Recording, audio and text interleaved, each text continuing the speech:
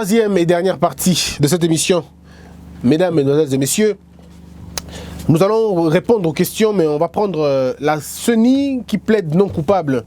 Il y a des gens qui disent que Nanga défie Félix Tshisekedi. Ce n'est pas vrai. Nanga ne le défie pas parce que le président de la République avait décidé qu'on reporte l'élection. Il n'a pas dit qu'on annule l'élection. Et si la CENI estime qu'elle peut réorganiser la date, ce n'est vraiment pas un problème. Mais c'est vrai que le calendrier électoral a eu un coup suite à un cas de force majeure, à un cas de la loi, il faut le dire, c'était comme ça. Mais donc, il ne défie pas le président de la République. Par contre, c'est toujours dans ce cadre-là. Et si le président estime que cette loi viole encore une fois, ou viole la loi, ou si on estime que le procureur n'a pas terminé sur ses enquêtes, eh bien, on aura encore à reporter cette date ultérieurement. Magloire Kabemba, gouverneur de qualité, Congo Nouveau, le titre comme cela. Il faut dire, la Mouka hésite encore à s'aborder. On a cité toutes ces choses. La question qu'on se pose aussi avant d'aller dans les questions-réponses, c'est que dans l'opinion, il se pose un problème. Pourquoi Martin Fayulu n'a pas dit un mot lors de la réunion? Parce qu'il faut dire, c'est lui qui était sur le terrain. C'est lui qui pouvait rapporter les nouvelles. C'est lui qui avait des choses à dire. C'est lui qui avait un constat. C'est lui qui a fait le constat. Il était sur place, il a évolué avec les gens, il a vu comment le peuple chantait, il a vu la vérité, entre guillemets, des urnes, et c'était en principe lui qui devrait avoir le mot à dire. Mais bon, malheureusement, il n'a pas eu ce mot, on ne lui a pas laissé le temps de parler. Certaines presses ont écrit, bien sûr, que c'était une sorte d'humiliation, mais moi je ne le vois pas dans cet angle-là. Je répète encore, personne ne sait comment ils se sont organisés. Mais est-ce que Martin Fayulu ne doit-il pas voir déjà son avenir politique autrement? Est-ce qu'il ne peut pas définir sa politique autrement? Parce qu'il faut dire qu'il a eu ce qu'il voulait. Mais il y a eu peut-être un petit hic, c'est le fait que les CID n'a pas suivi son ampleur. Mais rien n'est perdu, il peut encore travailler sur la refondation de l'ECID et même la manière de travailler de l'ECID. Alors, on va lire les questions rapidement. Notre constitution reconnaît une langue officielle et 4 langues nationales, mais qu'est-ce qui fait que la constitution ne soit pas imprimée et publiée en langue dans les langues officielles? Richard Chikamba. Monsieur Richard, la loi le dit que la constitution doit être publiée dans toutes ces langues. Et c'est justement l'application de la loi qui pose un problème. Mais notre loi le dit. Il faudrait qu'on ait une constitution en Chiluba, en Lingala et puis à Kikongo. Là, c'est normal en tout cas. Jojo Maï. Christian, pourquoi tu détournes intentionnellement les gens sur cette question d'évêques? Ceux-ci n'ont jamais renié leur position sur la vérité des urnes. J'avais répondu largement à cette question, je n'ai pas besoin de revenir là-dessus. J'avais déjà expliqué, si on bloque sur la question, eh bien, vous avez peut-être le temps de bloquer. Moi, je n'en ai plus malheureusement. Jeff Foka. La corruption au sein de l'UDPS a comme soubassement Kaboun Jean-Marc. Pourquoi il peut aligner des candidats sénateurs qui ne sont pas de l'UDPS? C'est une question qu'il faut encore voir. Mais si vous le dites, merci. Florent Yenzi, Christian Dieudonné Mouinze, porte-parole du FCC, affirme qu'il a bel et bien un accord entre FCC et CASH qui a abouti à une coalition. Ne voyez-vous pas que cela engloutirait Félix dans ses exercices? Non, je vous ai dit que si Félix est englouti dans son exercice, ça ne sera pas parce que le FCC est fort, ça sera parce que lui-même Félix est faible. Donc je ne vois pas la force du FCC sur cette question-là. Je vous dis encore une fois, mon frère, entre le FCC et le CASH, ceux qui doivent préserver la paix et garder la paix, c'est le FCC, pas le CASH. Entre Kabila et Félix, celui qui a besoin beaucoup plus de paix et beaucoup plus de tranquillité, c'est Kabila, ce n'est pas Félix. Entre Félix et Kabila, celui qui a à perdre, ce n'est pas Félix, c'est Kabila. Donc je dois vous dire que dans cette histoire, les gagnants potentiel, c'est Félix. Mais tout dépend de comment il va négocier sa gouvernance. S'il négocie bien sa gouvernance, en posant les vrais jalons, en posant les vraies bases, en attaquant le problème à la source, ça veut dire le problème de la mentalité du Congolais, de l'éducation du Congolais, du social du Congolais, de la sanction, lutter contre l'impunité, que les prisons soient ouvertes pour ceux qui ont commis des infractions et qu'elles soient ouvertes, qu'elles soient fermées. je dois dire pour le bateau, ceux qui n'ont pas fait du mal doivent quitter la prison. Et ceux qui sont à l'extérieur, mais qui sont fautifs, on est fait là. Le leadership que M. Félix aura va déterminer la réussite de son pouvoir. Je ne vois pas la force que le FCC aura sur un président. Dans notre système politique actuel, dans notre régime politique, il faut le dire, le président de la République joue un rôle cardinal. C'est la pièce maîtresse, c'est l'autorité centrale. On doit le dire. C'est une autorité centrale. Aucune décision ne peut se prendre sans lui. Aucune décision ne peut se prendre sans lui. Ça, c'est la plus haute autorité administrative, politique, judiciaire, militaire d'un pays. Dans un régime comme le nôtre, le président n'a pas de chef. La première institution au Congo, c'est le président. C'est la première institution, le président, pas la présidence. Le président est la première institution au-dessus du Congrès.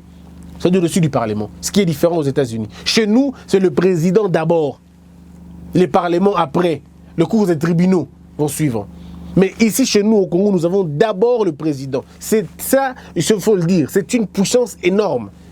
Mais maintenant, il faut savoir travailler, négocier ce pouvoir-là pour mieux l'appliquer. Donc, je ne vois pas en quoi ce que le FCC engloutirait le pouvoir en place. Mais même alors, au sujet de l'accord, il s'agit de quel accord? Parce qu'effectivement, il y a eu un accord entre le CACH et le FCC. Mais c'est quel accord? C'est l'accord que Kabound a signé. Si c'est cet accord dont on parle, d'accord. Mais si c'est vos accords imaginaires dont vous avez dans la tête, parce que là qui est accord pas comme un président, alors là c'est vous qui voyez et vous êtes l'auteur de vos propos. Et moi j'attends toujours des preuves jusqu'à aujourd'hui. Je n'en ai pas. Même vous qui avez la technologie la plus importante en Europe, vous n'êtes toujours pas en mesure de nous donner ces preuves en question. Donc je répète encore, c'est l'accord qu'il y a eu entre le CACH et le FCC, c'est l'accord que M. Kabound a signé.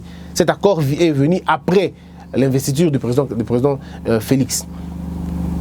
Donc c'est un peu ça. Mais si nous revenons au début, alors là, je ne suis pas au courant. Karine Madel, la synergie, la Mouka reste soudée. Quelle sera la conséquence de cette union dans la politique de notre pays? Elle peut être une opposition forte, mais une opposition qui sera dirigée par qui? C'est là le problème. Qui sera dirigé par qui? Parce qu'au niveau de la politique, au niveau de l'Assemblée nationale, vous devez être élu par la majorité des assemblées pour élire les porte-parole de l'opposition. Donc il faut négocier encore là-bas. Ça ne sera pas possible. Il faut négocier. Il faut négocier avec les députés. On va voir s'ils vont négocier avec le FCC ou pas. On va voir. Donc il faut négocier ces postes-là à ce niveau-là. Mais même alors, vous savez, quand on est dans un régime politique comme le nôtre, et surtout dans l'histoire des plateformes, quand il y a une plateforme politique, la plateforme politique prend un peu de l'ampleur, un peu de dessus sur les partis politiques. Vous comprenez un peu? Ensemble a un peu de prééminence sur sur AMK. Pourtant, AMK reste un parti politique, mais Ensemble a un peu plus de l'ancrage, un peu plus de prédominance sur l'AMK. De même aussi, c'est vraiment pareil quand on est dans une gestion de plateforme. Alors maintenant, vous voyez vraiment Ensemble accepter de se soumettre? Voyez-vous le MLC accepter de se soumettre? Qui sera le porte-parole de cette plateforme? Qui sera le porte-parole? Pensez-vous que ça sera toujours Fayulu? Parce qu'il faut dire aussi qu'il commence à faire peur. Lucas Mbala, Katumbi affirme que le problème du Congo c'est Kabila. Or, en réalité, il soutient Félix, qui lui protège Kabila. Qui soutient qui et qui protège qui? Je vous dis déjà que Félix ne soutient pas Kabila, c'est faux.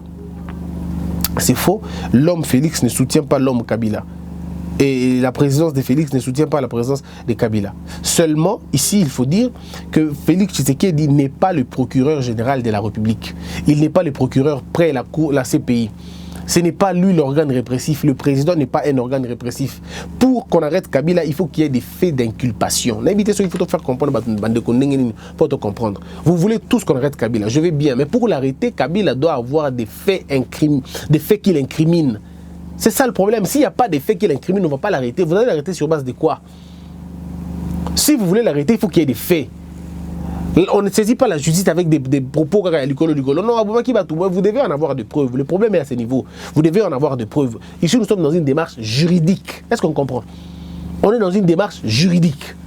Il faut qu'il y ait des preuves. Et j'ai donné à la première vidéo, j'ai donné des éléments de preuve. Je dis ceci, que les ONG, que la population congolaise, par voie de pétition, par voie d'organisation, s'organisent pour porter plainte par rapport aux faits donnés. Si vous faites ça, oui, la CPI peut ouvrir une action contre Kabila. Mais si vous êtes en train de crier à Bomabato, c'est bien beau de dire à Bomabato. Maintenant qu'il faut prouver à Bomabato, il faut prouver le lien, comme on dit en droit, le lien de culpabilité. Il faut que les liens, il y a causalité et zala. Il faut qu'il ait commis des infractions. Il faut qu'on voit son implication. C'est pourquoi j'ai demandé au groupe Lamouka qui veut en découdre avec Kabila de prouver des liens comme ça. Ils ont des avocats. Ils peuvent avoir des lobbying pour travailler, pour mettre en marche un orchestre, permettre aux gens d'avoir des éléments de preuve. Ce sera très important parce que la Cour pénale internationale n'est pas saisie par des simples déclarations. La Cour pénale internationale est saisie par des preuves. Il faut en avoir. Vous comprenez un peu le problème? Donc, c'est un niveau. Ne dites pas que tout ça, Félix. Et puis, si Martin, si Katumbi soutient Félix, c'est parce que Katumbi et Félix ont déjà des très bons rapports depuis très longtemps. Ce n'est pas à démontrer. Souvenez-vous de l'union qu'ils ont eue avant. Et même à Genève, souvenez-vous que Katumbi avait voté pour Félix. Ils avaient souhaité que ce soit Félix le président. Il avait dit depuis très longtemps. Donc ça, ce n'est pas quelque chose qu'on va rappeler ça aujourd'hui. Le soutien de Félix, c'est depuis très longtemps. Et regardez, pendant qu'ils étaient encore en train de réclamer la vérité des urnes, Félix Tshisekedi avait tout fait pour octroyer le passeport à Katumbi. Et faire en sorte qu'on arrête de poursuivre Katumbi. La cessation de poursuite, l'abandon de poursuite. À l'endroit de M. Martin. Pardon, de M. Katumbi. Et donc, M. Katumbi est libre de rentrer au pays s'il le veut. S'il veut, il rentre au pays. Même aujourd'hui, même demain. Il peut revenir avec Francis Kalombo, mon aîné. Il peut rentrer. Il n'y a aucun problème. Donc, je crois qu'il ne faut pas qu'on diabolise les choses ici. Ici, il ne faut pas diaboliser. Je rappelle toujours aux Congolais, ce débat ne nous profite pas. Bemba est un Congolais. Katumbi est un Congolais. Nyamouss est un Congolais. L'autre, Mouzito est un Congolais. Ils sont tous Congolais. Prêchons la paix.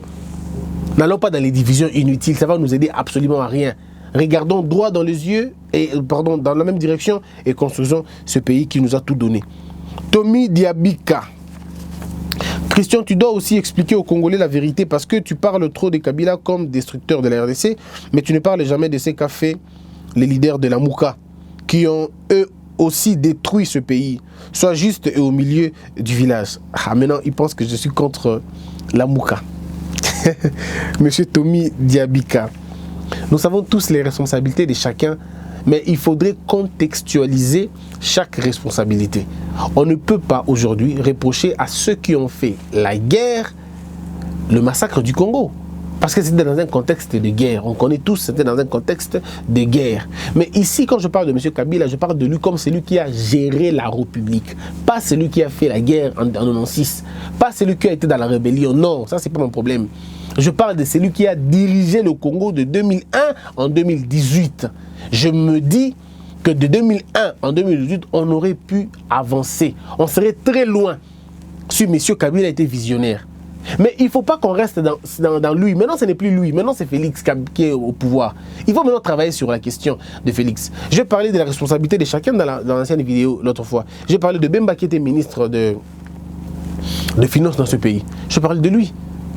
Je parle de lui, il était vice-président, je crois. Vice-président, chargé des finances dans ce pays.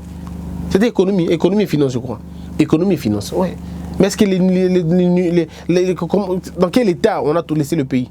Ça aussi, c'est la question. Monsieur Katumbi était gouverneur pendant 10 ans. Alors, dites-moi. Est-ce que le Katanga ressemble à une gestion de 10 ans? Ce sont des questions qu'on doit se poser. Le Katanga, ce n'est pas le Lubumbashi, il faut dire. Hein. Le Katanga, ce n'est pas que le Lubumbashi. Le Katanga, c'est toute une province.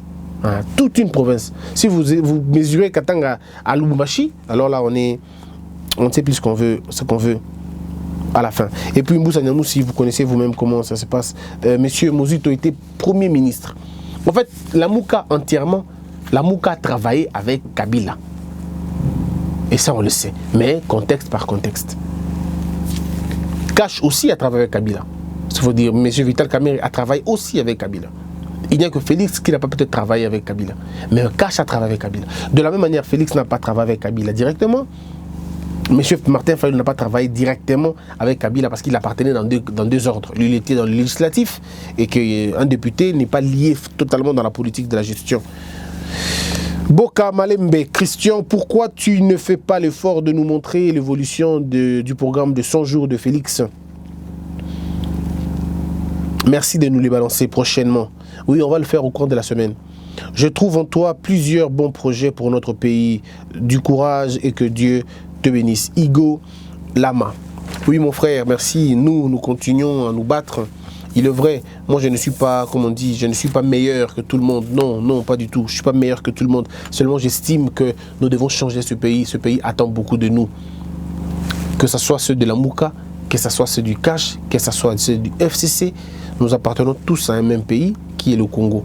Et travaillons pour que ce pays gagne. Il faut que le Congo gagne dans chaque chose que nous faisons. Quand nous nous rendons compte que le débat ne nous avance pas, arrêtons ce débat-là, faisons autre chose. Construisons notre pays au lieu de le détruire. Il faut aimer le pays au lieu de le détruire. Voilà ce que moi je demande aux Congolais. Aimer le pays. Veillez à ce que ceux qui vont nous diriger soient des personnes intègres, soient des personnes qui ont la morale, soient des personnes qui ont des valeurs, qui ont des vertus et qui les appliquent. Que ce soit des personnes qui sauront respecter les choses de l'État. Que ce soit des personnes qui vont travailler pour le bien-être des Congolais. Ce n'est pas un plaisir de voir les Congolais fuir leur pays. Ce n'est pas un plaisir de voir les richesses du Congo sourire à d'autres, pas à nous. Ce n'est pas sérieux. Au Congo, quand vous avez 30 ans, vous êtes désespéré. Vous êtes désespéré. Peut-être à 30 ans, vous n'avez jamais travaillé. Vous n'avez jamais été embauché. Vous n'avez rien. Rien du tout. Et c'est cet état des choses qui crée des frustrations, qui font en sorte que les gens ne se sentent plus bien. Nous devons éviter vraiment que la haine gagne nos cœurs. Nous devons nous purifier pour qu'on soit des gens bien, des gens qui vont aider ce pays. Partout où vous trouvez Congolais, ayez une pensée pieuse pour votre pays. Pensez à ce Congo de demain. Même si le Congo vous a tout pris, même si le Congo vous a humilié, même si le Congo vous a fait du mal, laissez-moi vous dire la vérité, le Congo ne vous a rien fait. C'était les animateurs de ce pays qui vous ont fait ce mal-là. Et avec nous, nous pouvons changer. C'est pourquoi le pays a besoin d'une nouvelle génération. Nous avons besoin d'une nouvelle génération. Moi, je vous demande, mesdames, à rejoindre notre lutte. Rejoignez notre lutte. Moi, Christian, je vous dis, je ne suis ni de la Mouka, parce que je n'en ai pas besoin. Ils ont tous des défauts et des qualités, comme tout le monde. Je ne suis pas des Cash parce qu'ils ont tous des qualités, mais aussi des problèmes. Ils ont aussi des problèmes. Mais je peux vous dire une chose. Le problème du Congo, c'est la classe politique congolaise. Nous avons une classe politique médiocre. Je n'ai pas honte de le dire. Nous avons une classe politique médiocre. Des gens qui sont dans la compromission, dans leur naissance politique, même leur croissance politique. Et si nous voulons changer ce pays, il faut une nouvelle donne. Ça veut dire un nouveau type. Il y a Batou. Batou est kanisa ke ko kambamboka eza lokumute, ko kambamboka eza kozala na molongo, mais surtout eza kozala na nzebi, eza koyeba que o na lingi na kamba eza bateau. Des gens qui vont prendre des décisions qui vont aider les autres. Chez nous au Congo, les gens meurent tous les jours dans les hôpitaux. Alors tous les jours. À cause de quoi? Le système médical est pourri. Le système médical est pourri. Nous avons des ministres, un ministère de la santé, mais il y a un ministère de ONG à Libanda. Il y a un ministère de programme. Aucune politique qui a santé publique qui est mise en place. Est-ce qu'on est sérieux? Qu'est-ce qui rentre au Congo? Ce sont les biens périmés qui viennent de l'Angola. Des biens qu'on a même écrits. On a même écrit vraiment périmés. C'est écrit dans le Congo, caché, périmé. Mais ça rentre au Congo, on mange cela. Vous voyez? Parce que les Congolais n'aiment pas le Congo. Alors il faut avoir un autre type d'idée. Les gens m'ont parlé des partis politiques. Christian, crée un parti politique. Je vous dis, attendez-moi, ça va venir. Mais pour l'instant, il faut d'abord qu'on tombe dans la idéologie. Il faut que le Congo soit un autre Congo. Un Congo différent, géré par des fils et des filles responsables. Géré par des gens qui peuvent dire, ça ce n'est pas bien, il faut qu'on change. Mais pour arriver là, il faut que tous habitons la conscience ouana. J'insiste sur ce que j'avais dit hier. La conscience nationale. La conscience nationale, c'est faire passer le Congo avant tout. C'est faire passer le Congo avant nos intérêts. C'est quoi le Congo? Le Congo, c'est le Congo de demain, le Congo de nos enfants. Nous devons travailler pour que nos enfants ne soient pas obligés de mettre dans leur CV leur province d'origine pour influencer la prise de ceux qui payent à Nina Moussala. Il faudrait refuser cela. Nous devons donner ce pays aux compétents, à nos enfants compétents. Ça veut dire quoi? Ça veut dire même un enfant qui n'a pas de parents. Mais si cet enfant est intelligent, à réussir. Voilà pourquoi partout vous trouvez aider le projet de l'enseignement, aider le projet de l'école primaire. Le projet que nous avons de l'école primaire est un grand projet. C'est un projet qui va financer les études de plusieurs enfants. Je vous ai parlé du projet pilote qui commence à l'Équateur. Je continue à rappeler les fonds pour ça. Parce que voilà là où vous pouvez mettre votre argent. Voilà là où vous pouvez mettre votre énergie. Voilà là où vous pouvez consacrer votre temps. Vous consacrez votre énergie, votre argent et votre temps dans les affaires utiles, pas dans les futilités comme je vois aujourd'hui. Les écoles là dont on a parlé de la première maternelle, deuxième maternelle, troisième maternelle. Je vous prends un petit plan pour te faire comprendre. Ceux qui vous ont une école maternelle, 3 ans école maternelle, vous en avez 50 par salle et comme 150 enfants. Vous les avez une école maternelle. Vous comme une école primaire, vous avez 6 salles et 6 salles, ça veut dire 12 salles. On m'a même dit qu'on a 7e Mikolo, on habite sur échanger. Donc on a 6 salles, je prends en ancienne configuration, 6 salles. La première année jusqu'en 6e, doublé. Ça veut dire que vous avez 50 élèves multipliés par 6. Jérémy, ça fait combien? 50 multiplié par 6. Vous avez 300 élèves d'un côté et 600 élèves, 300 d'un côté, 300 de l'autre côté. C'est-à-dire que vous avez 12 salles de classe, vous avez 600 élèves. Plus les 150 autres en avant déjà, ça nous donne une histoire de 750 élèves. Ça veut dire, tu seras en Europe, tu seras aux États-Unis, tu aurais que Ngaï n'attend que 750 élèves gratuitement. Est-ce que vous imaginez ce que ça fait? Si nous le faisons en Bandaka, plus tard, demain, on le fait au Bandundu, on le fait au Katanga, on le fait en Bujimaï, on aura aidé combien d'élèves? C'est-à-dire que vous pouvez faire dans une année, vous scolarisez près de 7 millions d'élèves. Est-ce que vous imaginez ce que ça fait? 7 millions d'élèves au Bandotanga grâce à Nabino. La construction de ces écoles ne vous demande pas l'argent. L'autre fois, je vous ai fait un projet de $60 000 pour construire au moins 3 écoles. Je l'ai dit ici. C'était quand je l'avais dit. C'était lorsque j'avais entendu quelqu'un avait pris $60 000 pour ma blague. Je dis, mais avec $60 000, moi je ferais ça. $60 000, on crée 3 bonnes écoles dans des provinces différentes, si vous voulez. Parce que résoudre le problème des enfants, là, c'est résoudre le problème de la pauvreté. J'entends mes amis dire, non, faut tellement dans ma classe, c'est bien, tu le payes l'année aujourd'hui. Bon, l'année prochaine. Bon, année Zolandakuna. Mais si nous mettons ces élèves-là dans un même endroit, nous créons un internat pour eux, nous créons une école pour eux, ces élèves-là étudieront là-bas, seront éduqués là-bas, comprendront la vie là-bas et ils comprendront que Natanga Ofele Nambongo ya bateau. Donc le jour où moi je deviens quelqu'un, je travaillerai aussi pour que les autres étudient gratuitement. C'est comme une dette morale que vous placez dans la tête des gens. Et cette école aura une cantine parce que l'internat en aura aussi. Pourquoi j'ai commencé à l'Équateur? C'est une question qu'on m'a posée, même si on ne l'a pas cité. C'est simplement parce qu'à l'Équateur, j'ai 7 hectares, pas on a, j'ai 7 hectares de terre. À Kassangoulou, on m'a offert 1 hectare de terre. Un monsieur m'a dit, Christian, je n'ai rien à vous donner pour la lutte que vous menez. Je te donne 1 hectare, fais-en ce que tu veux. Je lui ai dit tout de suite, non, ce n'est pas pour moi que vous offrez ça. Mais vous offrez ça à des milliers d'enfants qui vivent na Kassangoulou, ceux qui Kassangoulou.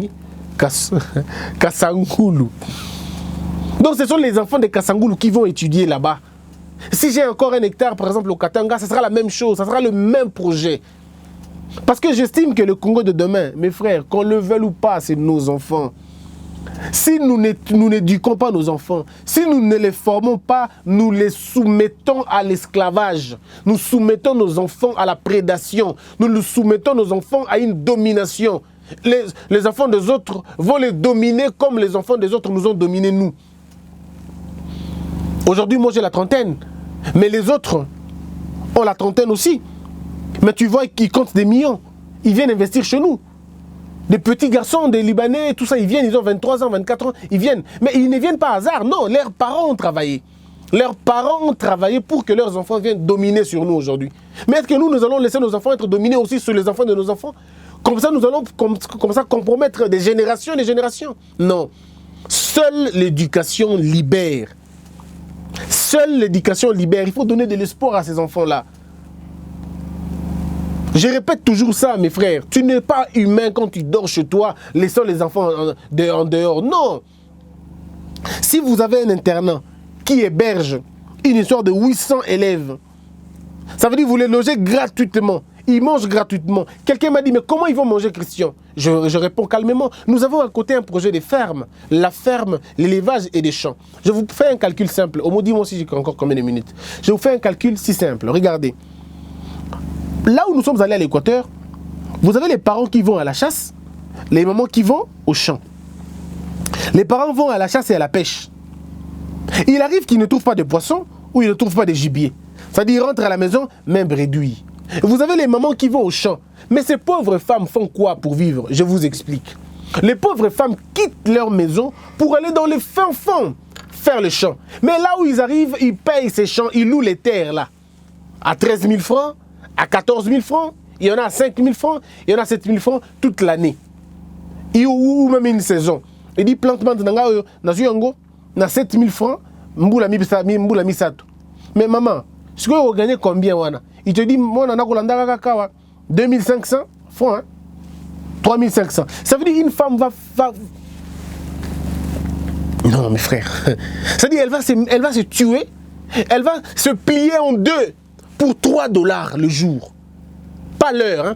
$3 le jour. Et cette femme-là, le $3, quand elle amène à la maison, elle doit manger, elle doit nourrir les enfants, elle doit payer les études, elle est bloquée, elle ne peut pas. Qu'est-ce qu'elle va faire? Elle demande à sa fille qui a 11 ans, qui a 12 ans, de la suivre au champ. La fille qui va aller au champ, la fille va travailler aussi, et à partir de 14 ans, cette fille est prête pour le mariage. Elle va suivre la même chose, elle va condamner la vie des autres, et ça sera comme ça. Alors nous avons réfléchi, on a dit non. Pour arrêter cette bêtise, qu'est-ce qu'il faut? Nous allons créer la ferme et le poulailler. Et comme on a beaucoup de terres, on va donner à ces femmes-là gratuitement les terres. On dira, maman, yaka, na place qu'on aura 3 000 francs, il y a qu'on 7 000 francs, oh louaka, kuna, zoma belé, oh ya ofele, sala bilanganayo. Mais tant que ça la bilanganayo, tu refoutis ça pendant un temps. Mais tant que tu as l'internat na biso, au Rwanda, tu as 1% ou 10%, ça veut dire la récolte. Ça veut dire que tu vas vendre, c'est vrai, tu vas prendre la récolte, mais tu nous donneras, par exemple, si tu fais les maïs, tu nous donneras 10 kilos de maïs ou un sac de maïs. Quand tu auras finalement récolté, au lieu de, si tu as 10 sacs, tu donneras un sac. Et si nous avons, comme elles sont à 50 ou à 60, quand on a des mamans comme ça, bao bazana arachide, bao bazana sorgho, bao bazana manioc, bao bazana boé. Vous voyez que nous pouvons avoir un sac. Ça fera quoi? Ça va les servir à l'internat. Ça va les servir des vivriers à l'internat. Et nos enfants là-bas pourront manger le cochon, la viande du cochon, la viande du porc. Je veux dire, ils peuvent manger la viande du porc. Nos enfants peuvent manger les œufs, nos enfants peuvent manger les volailles. Ils seront tranquilles à manger librement, sachant qu'ils peuvent manger le matin. Ils peuvent manger à midi, ils peuvent manger le soir. Et moi, je sais la force de manger gratuitement, c'est que ça fait dans la tête d'un enfant. Et ces jeunes gens, quand ils mangeront, à chaque fois qu'ils diront merci pour avoir mangé, Dieu comprendra que vous avez aidé vos enfants. Parce que tous les jours, nous allons rappeler à ces enfants ce que c'est la vie. Ils vivront avec nous, en vivant ensemble, on va leur dire voilà ce que vous allez devenir demain. Et je vous rassure que ces enfants ne payeront même pas 10 francs. C'est nous qui allons travailler, non seulement pour leur scolarité, mais pour leur logement, pour leurs soins de santé et surtout et encore pour leur divertissement. Parce que dans la concession de cet hectare, on créera de petits terrains de football, des petits terrains de basketball, des petits terrains de divertissement pour que ces enfants aient une vie normale. Pour que ces enfants, le samedi, ceux qui veulent rentrer chez eux à la maison, rencontrer leurs parents, peuvent rentrer. Et le dimanche ou lundi matin, ils reviennent à l'école. Vous savez, quand les enfants vivent dans un même environnement, ils ont une même éducation, vous avez réussi à former une génération. Ces enfants, 6 ans plus tard, ils seront en 6e année, ils passeront leur TENAFEP. Et si Dieu nous permet, avec le temps, si on a les moyens, on construira encore des écoles secondaires. Et quand on aura construit des écoles secondaires, on va suivre ces mêmes personnes-là jusqu'à l'université. Est-ce que vous voyez comment ça peut faire? C'est la seule manière pour nous de changer ce pays. La seule manière. La gratuité de l'école primaire est un impératif. Mais n'attendez pas à ce que le gouvernement actuel, ça va être difficile. Ils peuvent travailler. Mais nous pouvons, nous, citoyens, le faire. Ça va nous aider. Donc voilà un peu le projet de façon détaillée. Comment on va payer les études? Comment on va payer les professeurs? On a déjà dit comment on paiera les professeurs. L'argent viendra d'où? Notre association récoltera l'argent de toutes les bonnes personnes qui voudront chaque fin du mois envoyer l'argent. Mais avant d'y arriver, on aura des choses à vendre. On aura des champs à mettre en place. On aura une pisciculture pour vendre le poisson aux autres. On aura toutes ces possibilités-là. Et c'est cet argent qui va servir, pas à m'enrichir moi, parce que je n'en ai vraiment pas besoin, mais plutôt à payer aux professeurs. Moi, je le fais parce que je n'ai jamais bénéficié de qui que ce soit. Je n'ai jamais bénéficié, je n'ai jamais eu une gratuité. On ne m'a jamais payé les études gratuitement, on ne me l'a jamais fait, je préfère le faire aux autres. Je préfère faire ça aux autres. C'est ça mon rêve. Mon plus grand rêve, c'est que je me dise un jour que 15 000 étudiants, 15 000 élèves vont étudier sans avoir payé le frais. 15 000 aujourd'hui, ils seront ministres, ils seront députés, ils seront gouverneurs. Dans leur cœur sera marqué, des gens avaient payé pour nous. C'est ça le problème. Alors je vous invite, frères, à participer à ce vaste programme. Participez à ce vaste programme. Ne gardez pas vos fonds. Vous pouvez passer notre message à qui de droit. Si vous avez des ONG à l'étranger, passez notre vidéo, amenez ça là-bas. Dites-leur qu'à l'Équateur, à Mbandaka, à Bandundu, dans le Bandundu, pardon, au Katanga, dans le Kasaï, au fin fond, il y a des enfants qui souffrent, qui ont besoin d'études, qui ont besoin de vie, qui ont besoin de la paix, qui ont besoin du rêve. Chez nous, chez moi au Kasaï, parce que moi je suis partout, chez moi au Kasaï, mes petits frères de Cameroun Sampou, ceux qui ont été détruits, ceux qui ont été dérangés, ont besoin d'une bonne école. Chez moi à Yumbi, chez moi à Goma, chez moi à Butembo, il y a des enfants qui ont besoin d'études, qui ont besoin d'étudier, qui ont besoin d'école, qui ont besoin de nourriture, qui ont besoin de manger. Et nous nous sommes dit, c'est là qu'il faut investir. C'est là qu'il faut investir. Alors venez, s'il vous plaît. Merci beaucoup à Homo Fortis Elikia. Il était de l'autre côté de la réalisation. Merci à Jérémy Maïkandi. Merci à Congolese Network. Congolese Network aux États-Unis. Merci vraiment à vous et merci à tout le monde. Que la peur quitte nos esprits et que Dieu bénisse la RDC.